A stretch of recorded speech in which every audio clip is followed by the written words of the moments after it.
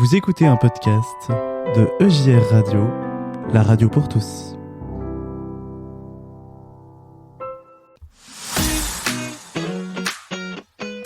Solidarité, bonnes actions et petite histoire du soir. C'est la rubrique à brac de Pascal. Et bonsoir Pascal, j'ai cru ne pas te voir à l'heure, mais si, finalement tu es bien là. Bonsoir Jonas, bonsoir tout le monde. Bah oui, le temps d'arriver du travail, quelques heures supplémentaires et puis nous voilà. Et tu es là ce soir pour nous présenter une nouvelle rubrique à brac. Alors quel est le programme ? Alors le programme d'aujourd'hui est d'abord une innovation qui mêle recyclage de plastique et absorption de l'eau dans les sols. Le point sur le défilé du 14 juillet de demain et une petite histoire du soir qui nous parle d'amour. Bah oui, c'est le thème de la semaine, donc l'amour. Et bien tant mieux, on a le plaisir donc de retrouver cet amour. Enfin, de rubrique à brac, tu commences par nous parler d'une innovation. Tout à fait, donc la start-up française Purple Alternative Surface, je le fais bien. Ouais, c'est beau. Basée à Belfort, propose aux acteurs du BTP et aux collectivités une innovation technologique. Des dalles perméables destinées à la conception d'espaces de parking et de voies de circulation. Une dalle qui laisse l'eau s'infiltrer dans le sol, fabriquée à base de déchets plastiques non valorisés jusqu'à présent. Purple Alternative Surface est une start-up française qui apporte grâce à l'innovation une solution à la fois aux effets néfastes de artificialisation des sols et à la problématique des déchets plastiques non recyclés. Après 2 ans de recherche et développement, la société a développé une innovation unique permettant de valoriser des déchets plastiques qui n'étaient jusqu'à présent pas recyclables. 3 millions de tonnes de déchets plastiques sont ainsi enfouis ou incinérés chaque année en France, pour les transformer en dalles perméables éco-responsables. La perméabilité du revêtement développé contribue à filtrer et infiltrer les eaux de pluie en profondeur dans les sols et son stockage surfacique breveté de 40 litres au mètre carré permet de s'affranchir de la contrainte d'un bassin de rétention enterré. Une solution qui permet aux collectivités de poursuivre leurs projets d'aménagement raisonné et en conformité avec les mesures intégrées dans la loi ZAN. Technique, oui. Hein. Ah, c'est technique, mais c'est une belle innovation. Mais en fait, le gros avantage, c'est qu'on recycle du plastique et en plus, l'eau continue de s'infiltrer dans le sol parce que la bétonisation, les goudrons, tout ça n'est pas perméable et l'eau n'arrive pas à rentrer dans nos sols et c'est une catastrophe écologique. Et oui, et ça favorise les inondations et les choses comme ça. Donc, si on peut bien transformer nos bétons avec tout cela, bah, ce serait génial et parfait. À suivre donc dans le futur. Tout à fait. Tu nous parles maintenant du 14 juillet qui, eux, vont pas être sur du béton, mais vont bien être sur les pavés des Champs-Élysées. Et j'ai peur qu'ils aient bien chaud demain. Après-demain. Alors que la guerre a fait son retour en Europe, la solidarité stratégique avec nos alliés et les forces morales de la nation seront célébrées lors du défilé militaire. À cette occasion, la réserve opérationnelle et la modernisation des armées seront aussi mises en avant.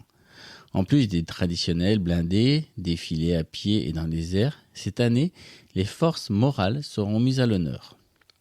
Les forces morales incarnent la communauté de destin, toutes générations confondues, et la qualité de résilience, de résistance, de courage et du sens de l'engagement dont ont fait preuve nos aînés. C'est par ces mots que le général Abad, gouverneur militaire de Paris et en charge de l'organisation du défilé du 14 juillet à Paris, définit cette notion qui, depuis la guerre en Ukraine, s'est glissée dans de nombreux discours sur la défense. La mobilisation de la population ukrainienne face à l'agresseur a démontré toute l'importance de la cohésion nationale face à un conflit de haute intensité. C'est dans ce contexte que le slogan, on voit que je suis fatigué ce soir, le slogan du 14 juillet 2023 est « Nos forces morales ». Il entend rappeler les valeurs inhérentes aux armées françaises, résilience, courage, fraternité d'armes et sens de l'engagement. L'occasion aussi de se remémorer les qualités de résistance dont nos aînés ont fait preuve, à l'occasion des 80 ans de la médaille de la résistance française et de la disparition de Jean Moulin. Dans cet esprit, la réserve opérationnelle sera elle aussi mise à l'honneur. Ces dispositifs qui permet aux citoyens de renforcer les forces armées fait partie des grands chantiers de la loi de programmation militaire 2024-2030. Le ministre des Armées Sébastien Lecornu souhaite en doubler ses effectifs. Et bien voilà, de quoi découvrir donc les forces armées morales. C'est une force armée qu'on ne connaît pas forcément. Mais c'est intéressant en tout cas de voir aussi, malgré et peut-être à cause de la guerre qui est à nos portes quasiment, et bien que nos militaires sont aussi engagés et prêts. Je ne sais pas si c'est rassurant, mais... Mais en tout cas, il faut que nous soyons une force de dissuasion. En gros, il faut montrer les gros bras, pas pour les utiliser, mais pour montrer qu'on ne se laisse pas faire et du coup apporter la paix par la dissuasion. Et en tout cas, quand on voit les qualités de l'armée française, quand même, voilà, la résilience, le courage, la fraternité, c'est des mots qui nous parlent à tous. D'ailleurs, il y a beaucoup d'exemples militaires en fait dans la Bible qui sont assez impressionnants, de parallèles en fait avec l'armée. Et voilà. Bon, alors, on termine en beauté. Petite histoire du soir. Bonsoir. Alors, on va parler d'amour réciproque. Il était une fois un homme très pauvre qui vivait avec son épouse. Un jour, son épouse, qui avait de longs cheveux, lui demanda de lui acheter un peigne pour parvenir à se coiffer. L'homme, très désolé, lui dit qu'il n'avait même pas assez d'argent pour réparer le bracelet de sa montre qui venait de casser. Émue, elle aussi, elle n'insista pas dans sa demande. L'homme alla à son travail. En passant chez l'horloger, il lui revendit sa montre abîmée, à bas prix, et s'en alla acheter un peigne pour son épouse. Le soir, il revint à la maison, le peigne dans la main, prêt à l'offrir. Quelle fut sa surprise lorsqu'il vit que son épouse s'était coupé les cheveux très courts, les avait vendus et tenait en main un nouveau bracelet de montre.